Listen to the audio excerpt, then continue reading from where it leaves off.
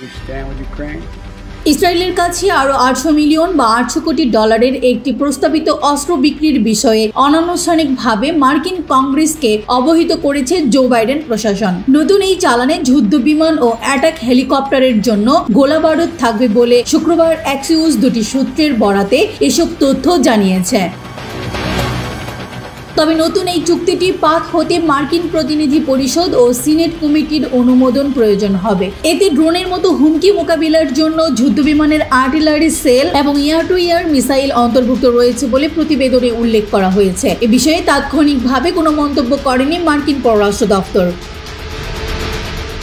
একজন মার্কিন কর্মকর্তা অ্যাক্সিওসকে বলেছেন, প্রেসিডেন্ট স্পষ্ট করেছেন যে আন্তর্জাতিক আইন ও আন্তর্জাতিক মানবাধিকার আইনের সঙ্গে সামঞ্জস্য রেখে ইসরায়েলের নিজ নাগরিকদের রক্ষা করার অধিকার রয়েছে। ইরান ও তার প্রক্সি সংগঠনগুলোর আগ্রাসন প্রতিহত করার অধিকারও রয়েছে। এবারের প্যাকেজটিতে ছোট আকারে বোমা ও ওয়ারহেডও অন্তর্ভুক্ত রয়েছে।